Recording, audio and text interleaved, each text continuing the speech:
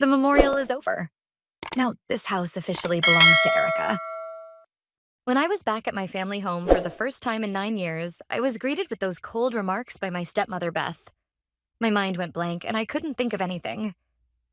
What do you mean? I finally forced the question out, but was met with Beth's perfunctory shrug. My half sister, Erica, looked bored as she idly looked at her nails. Your dad agreed on it. We've already started the legal paperwork. Right, honey? When Beth glanced at Dad on the sofa, he looked away from me and nodded weakly. He wasn't the strong man I remembered. I scanned the house. The classic interiors Mom loved were gone, replaced by cheap gold trimmings and garish pink furniture, which were obviously Erica's taste. What about my room? Oh, sorry about that. We needed somewhere to put Erica's clothes, so we're using it as her closet. You'll be fine with the guest room, won't you? Erica laughed at me with a mocking smile. You have only an old box in the attic. Don't worry about it. My body trembled with anger. This wasn't an accident. It was a deliberate takeover. Dad was clearly under some sort of pressure. More than anything, this house is the property that Mom put my name on as a co-owner when she was alive. My rights should be legally protected. This isn't something that can be decided by Dad's agreement alone. I forced myself to stay calm. During the 9 years I spent in the city, I'd learned more than business skills. I'd learned a stubborn refusal to back down in the face of wrongdoing. I would uncover whatever Beth and Erica were plotting. I would get Dad and this house back. My fight started then. I kept my composure in front of them, but the moment I entered the guest room, I pulled my smartphone from my bag and sent a short message to Richard, my college best friend who has become a trustworthy real estate attorney. Hi, Richard. It's urgent. I need a copy of the deed for my parents' house and the joint ownership agreement my mom set up 9 years ago. Please send it as soon as you can.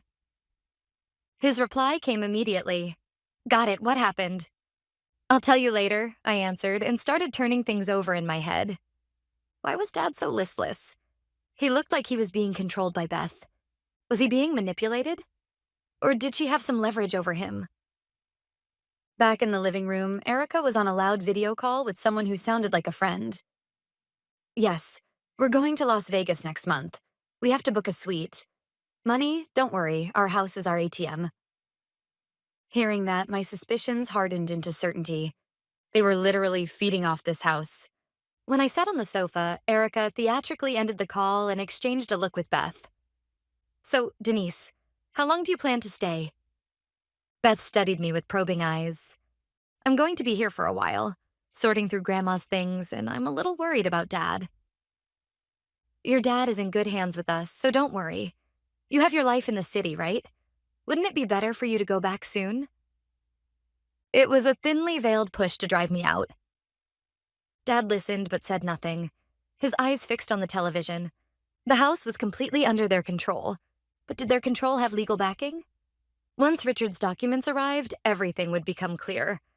Until then, I had to lull the enemy into complacency and gather information. I put on a pleasant smile. Of course, I don't plan to stay long, but I want to spend some time with Dad while I'm here. Behind that false smile, I quietly and coldly began plotting how to evict them from the house. The next afternoon, Richard messaged me. I've uploaded the documents you requested to the secure server. I'll send the link and password separately. A few minutes later, an encrypted password arrived and I locked my bedroom door. I opened my laptop, took a deep breath, and accessed the link. Everything I'd asked for was there. First, an official digital copy of the most recent title issued by the county recorder.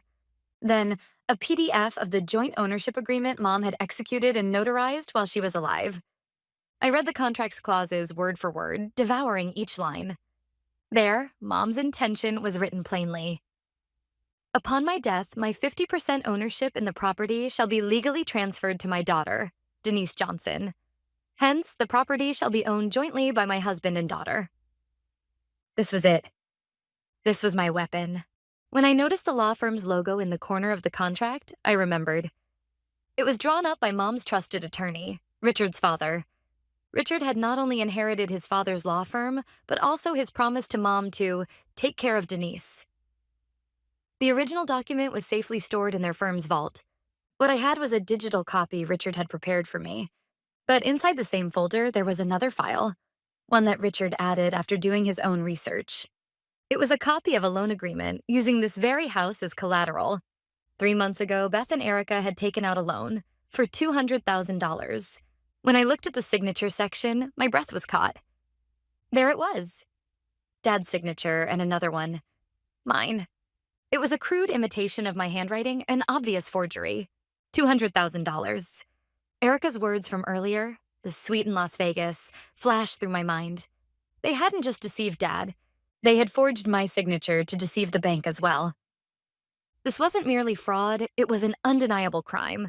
I struggled to contain the fury rising inside me. I called Richard. I've checked the files. Thank you. The situation's worse than I imagined. They forged my signature. I briefly explained what had happened over the past few days and about the loan. What? That crosses a serious line, Denise. You need to act immediately. Forgery is a felony. I know. But first, I need to talk to Dad. I have to find out why he allowed this to happen. Be careful. You never know what they'll do when cornered. With Richard's advice in mind, I closed my laptop. The evidence was all there. This wasn't just a personal battle anymore. It was the continuation of a promise passed down from Mom, to Richard's father, to Richard himself. I stood quietly but with resolve and made my way to Dad's study. When I knocked, I heard his faint voice from inside. Come in. He was sitting alone, looking through an old photo album. When he noticed me enter, he quickly tried to close it. But I'd already seen it. It was an old family album filled with pictures of Mom and me. Dad, we need to talk. I sat down in the chair opposite him. Is it true you're transferring this house into Erica's name? His shoulders flinched at my blunt question. He stayed silent for a moment and then finally spoke with a heavy voice. Beth said it would be for the best. I'm getting old and it's for Erica's future. For her future? Dad, do you even know? They used this house as collateral to take out a $200,000 loan. His expression faltered with shock at those words. What? No, that must be some kind of mistake. I only signed the papers because the business needed a little funding. I never imagined it was for such a large sum. So he had been deceived. I pressed on. What kind of business exactly? Erica's luxury shopping trips to Las Vegas? Denise, how dare you say that? You shouldn't accuse your own family. His voice rose, but I could see doubt flicker in his eyes. I decided to play my final card. Dad, maybe you've forgotten, but this house originally belonged to Mom. When you married her, she added your name to the title, remember? He frowned, thinking. Maybe. And before she died, she legally arranged for her share to be transferred to me, which means this house is now jointly owned by you and me. It's not yours alone. His eyes widened and his face paled. He had truly believed he was the sole owner after Mom's death. What? She never told me that. She quietly handled the legal arrangements with her lawyer to protect me in case anything happened. Without my consent, the ownership of this house cannot be transferred to anyone, nor can it be used as collateral. What Beth and Erica are doing is completely illegal. I leaned forward, locking eyes with him. So I prayed that somewhere behind those weary, frightened eyes, the wise and strong man I once knew still remained. He sat speechless, and a heavy silence filled the study. Then, what are you two whispering about? The door swung open forcefully, and Beth stood there with her arms crossed. Behind her, Erica peeked in, wearing that smug, curious smile. They must have been eavesdropping in the hallway. Beth, no, this isn't... Dad began, but Beth cut him off, her glare fixed on me. Denise, ever since you came back, you've been snooping around, watching everything we do. What exactly is your goal here? My goal, that's my question for you. What are you and Erica really doing in this house? And why are you deceiving Dad? There was no point in pretending anymore. Erica let out an exaggerated gasp. What did you just say? We deceived Dad? How dare you? We've been taking care of an elderly man and protecting this house. We're the ones holding everything together. Protecting it? I shot back coldly. You took out a $200,000 loan against it. Some protection, that is. At those words, their faces changed in an instant. I'd hit the mark. Beth quickly forced a smile, but her eyes didn't match it. I don't know what you're talking about. A loan? That's nonsense. Right, honey? She looked to Dad for agreement, but he, confused by what I had just said, simply kept his head down and said nothing. Beth clicked her tongue softly, then faced me again. Anyway, this house is no longer your concern. You moved out years ago. You have no right to meddle in our affairs. Go back to New York where you belong. If not, she stepped forward and whispered in my ear, you'd rather not find out what might happen to that precious career of yours. It was an outright threat, but instead of fear, it ignited a white-hot flame of fury inside me. I met her gaze without flinching. Try it, but I think you'll find yourself standing in court before I ever lose my job. A volley of blazing glares exchanged between us. Meanwhile, Dad just sat there looking terrified. The battle gong had rung. After the argument with Beth and Erica, I returned to my room, determined to avoid any reckless moves for the sake of my own safety. They would do anything to drive me out. Suppressing my anger, I quietly revisited my plan of action. The forged loan documents were damning, but not enough to fully wake Dad from his trance. I needed something stronger. Evidence that struck at the heart that no one could deny. First, I had to figure out exactly what had disappeared from the house. Late that night, once everyone had gone to bed, I quietly slipped out of my room. I headed to the living room, to the antique display cabinet that had once belonged to Mom.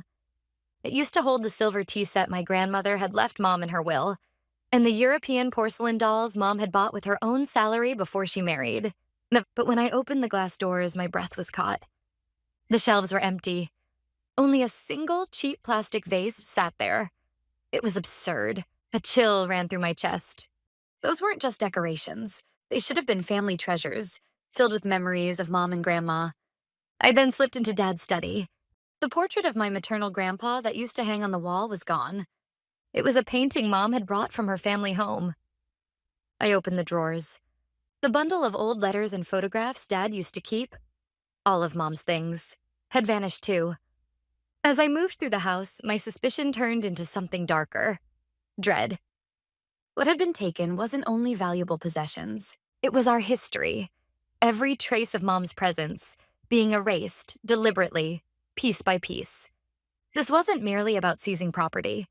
It was something crueler, a destruction of spirit. Beth and Erica weren't just draining the house of its wealth, they were erasing its soul, cutting Dad off from his past so they could rule over him completely. I took out my phone and began quietly photographing everything. The empty cabinet, the walls now covered in Erica's posters, every place where the past had been wiped away. Every image would become evidence. Until dawn, I moved through the house like a ghost, documenting what had been lost. But searching the house alone wasn't enough. If they'd sold Mother's things, I needed objective proof that those items were ours. I climbed up to the attic, the one part of the house still untouched by them. There, inside an old trunk, I found stacks of family photo albums. For an hour, I flipped through them until I found what I was looking for. A photo from Mom's birthday, taken right in front of the living room cabinet. The silver tea set and porcelain dolls were clearly visible. I also found another photo. It was on Christmas Day in the study with Grandpa's portrait hanging behind us. I took high-resolution photos of each image and saved them on my phone as digital proof. I was then ready. The next morning, I told my family that I was going to meet an old friend. Then I got in my car and drove downtown to an antique shop. The shopkeeper, Peter, is Mom's longtime friend. Denise, I'm so sorry about your grandmother's passing. Thank you, Peter. It's been a while. Actually, I came because I need your help with something. I got straight to the point and told him I was looking for several items. Then I showed him the family photos saved on my phone. Do you recognize this tea set or these porcelain dolls? The moment Peter looked at the photos, his expression hardened. Yes, I do. Denise, listen carefully. A few months ago, your stepmother Beth came to my shop and sold me the very same tea set and porcelain dolls that appear in this picture. My heart froze. She said with tears in her eyes that she was struggling financially. I couldn't bring myself to refuse, but something about it didn't sit right with me. Peter went to the back of the store and returned with a copy of the purchase contract, complete with Beth's signature. The date of purchase was clearly recorded. It matched perfectly with the timing of the loan. Peter, could I ask you to provide a copy of this contract and, if necessary, your testimony? Of course. I'll gladly help for your mom's sake. I finally had irrefutable proof.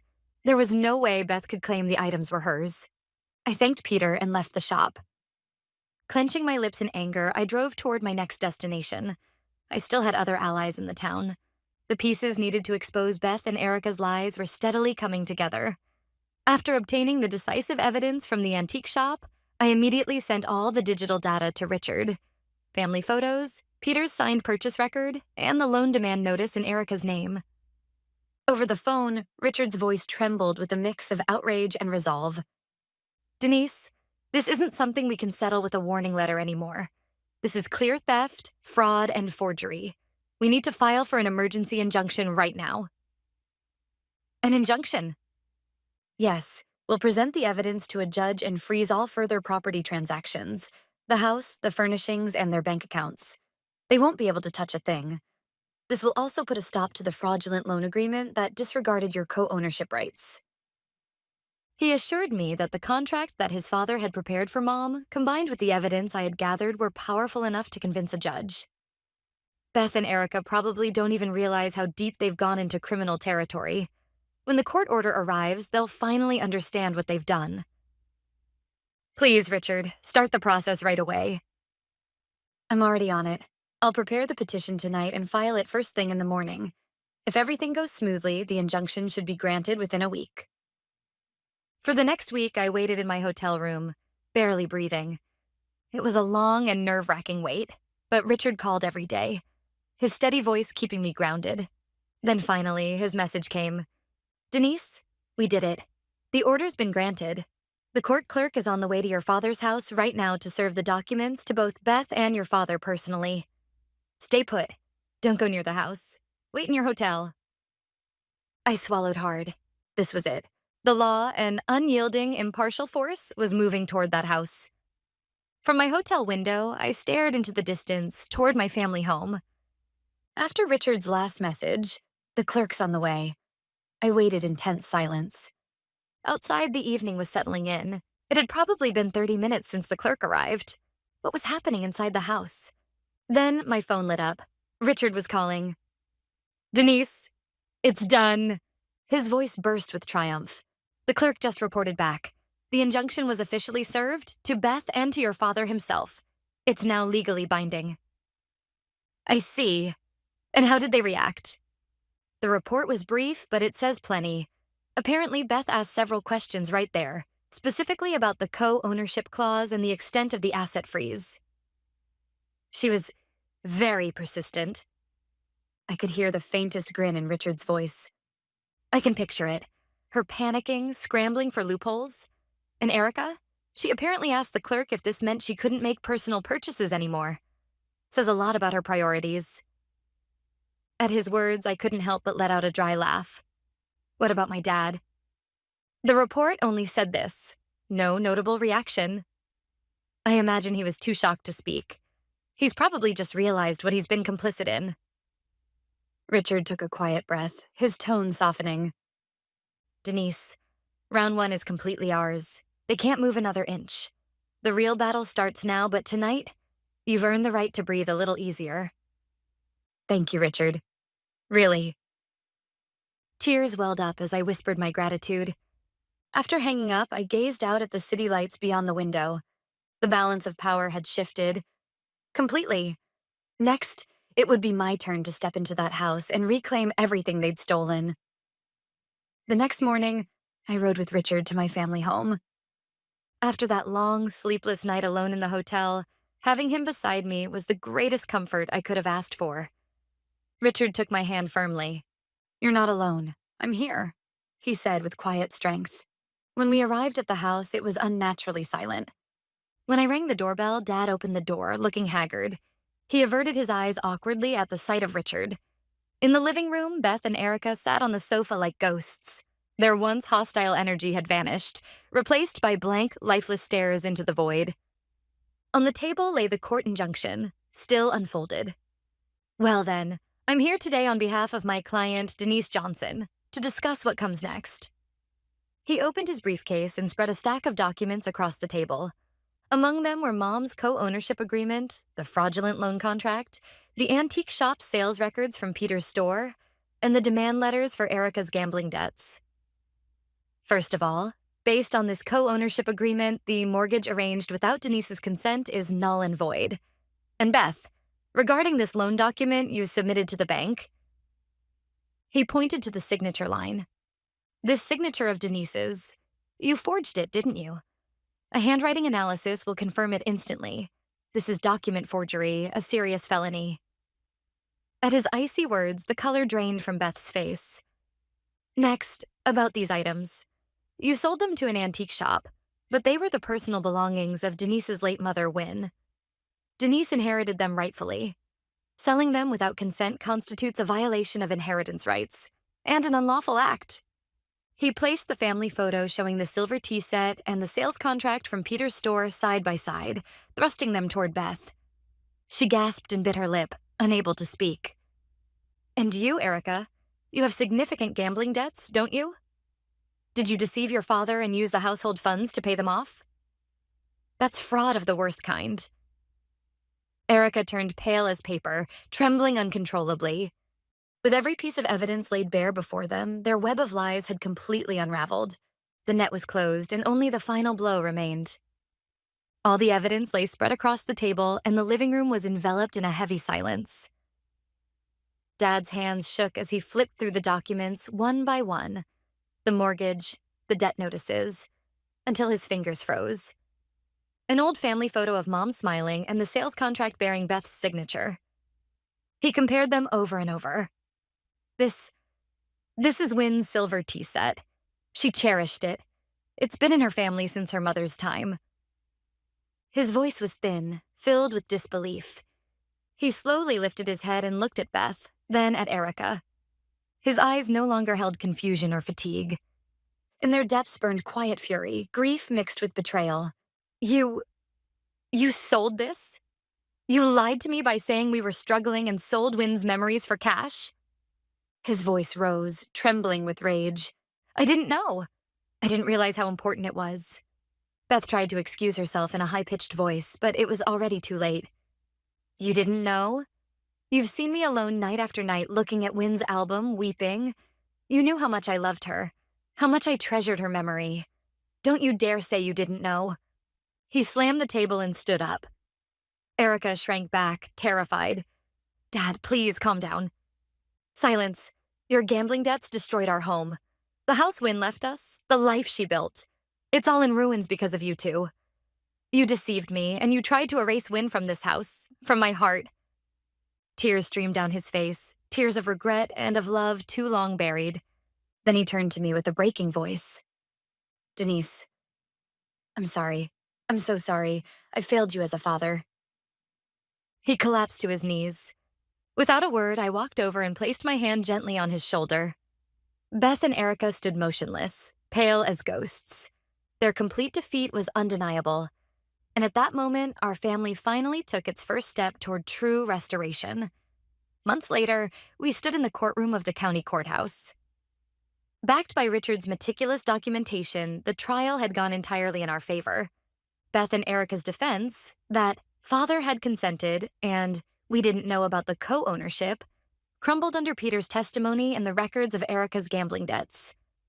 And then came the day of judgment. The court recognizes that the actions of the defendants, Beth Johnson and Erica Johnson, constitute deliberate and malicious misconduct against the plaintiff, Denise Johnson, and her father. Therefore, all contracts relating to the fraudulent mortgage and the transfer of ownership are hereby rendered null and void. The judge's voice echoed through the courtroom. Beside me, Dad listened in breathless silence. Furthermore, the defendants are jointly ordered to pay restitution of $200,000 for the fraudulent loan and $50,000 for the unlawfully sold assets. Then came the final decisive words. In addition, evidence of the forged signature clearly meets the criteria for criminal prosecution. The court will forward this record to the district attorney's office. A murmur rippled through the courtroom. All color drained from Beth's face. She and Erica were facing criminal prosecution separate from the civil trial. Afterward, the prosecution launched an investigation, and handwriting analysis confirmed that Beth had indeed forged the documents. She was indicted for forgery of private documents and for the use of forged private documents. In the criminal trial, Beth was sentenced to 1 year and 6 months in prison, suspended. In the civil court, she faced a massive damages payment. In the criminal court, she carried a criminal record. The price Beth had to pay was far heavier than she had ever imagined. When the judge finally declared the session closed, our victory was complete.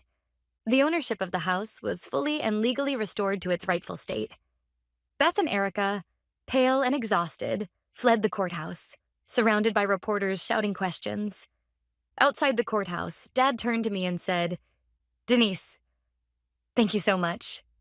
Truly. And I'm so sorry." "It's all right now, Dad. What matters is what we do from here." "Yes, I have decided to divorce Beth. And this house, the home that you and Wynn loved, I want to rebuild it with our own hands again." I nodded in silence. In the next few months since then, Dad's face had regained a vitality that made him almost unrecognizable. The battle that had begun when I returned home after 9 long years had finally come to an end. We had lost much, but what we saved was far greater. We protected our bond as a family and the house Mom left behind. 2 years passed after the trial. Dad's divorce from Beth was finalized, and I had begun to visit the house again, little by little, rediscovering peaceful days with him. Then, one afternoon, the phone rang. It was Richard. "Denise, I thought you'd want to hear some news about Beth and Erica." His voice carried a hint of amusement. "Apparently, Beth is still on probation, living quietly with Erica. Their lives are anything but stable. I could almost picture it." "Beth's situation sounds even worse," Richard went on. "Her pride hasn't changed, but no one will hire her. She's been attending matchmaking events, hoping to find another wealthy man. But word of her past follows her everywhere. No one wants anything to do with her. She's been seen living alone in a small apartment in the next town. They say her once elegant appearance is completely gone. That's the fate of the woman who tried to take everything from our family in exchange for a life of luxury. Her future is one where she would wither away unloved, in loneliness and poverty. It's called karma." I nodded at his words. She and Erica tried to take far more than money from us. They tried to steal my mother's memory, my father's pride, and our family's entire history. Now they're paying the price for every bit of it. After I hung up, my eyes drifted to the glass cabinet in the living room. Inside, the silver tea set gleamed softly. It's the very same one Peter had helped Dad to repurchase. Not everything we lost could be restored, but this home has found peace again through our own hands. The castle of sand that Beth and Erica had dreamed of has completely crumbled, leaving only what truly holds value behind.